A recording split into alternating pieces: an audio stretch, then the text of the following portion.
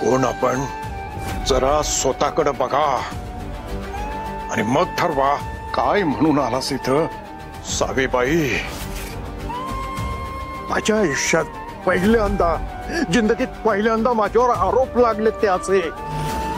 माझ्या खरेपणावर शंका घेतली गेली. जी तत्व मी आयुष्यभर जपली त्याच्यावर चिखलफेक झाल्या. हे कोणामुळं?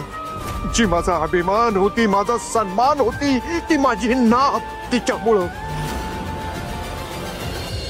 तिच्यामुळं असा दिवस आयुष्यात बघावा लागल असं अजिबात वाटलं नव्हतं मला.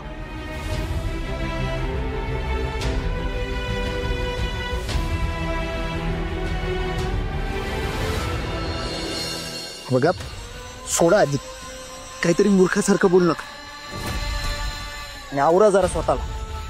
हो का? मगाशी बरं बायकोवरचं प्रेम उतू जात होतं. मी गप बसले होते ना तेव्हा.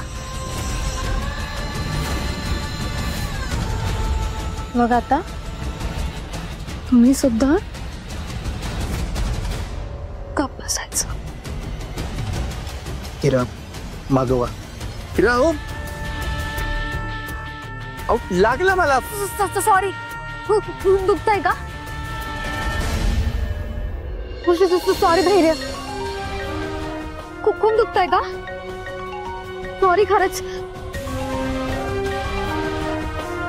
एवढं काही नाही झालंय. हात सोडा माझा. हात सोडा. सॉरी. हॅलो हॅलो हॅलो धैर्य सर, ते सावी मॅडम. काय झालं सावीला? काय झालं माहिती नाही, पण त्या खूप रडत त्यांच्या घरातून बाहेर पडल्या आणि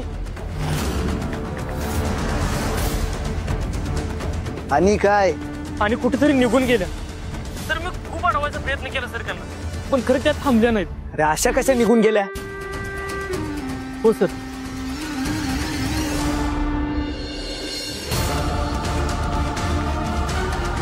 धैर्य,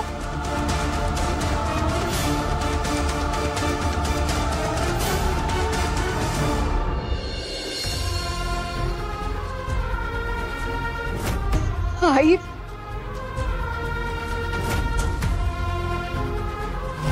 मला आशीर्वाद पण नाही देणार का तू? पोरगी आहे ना मी तुझी.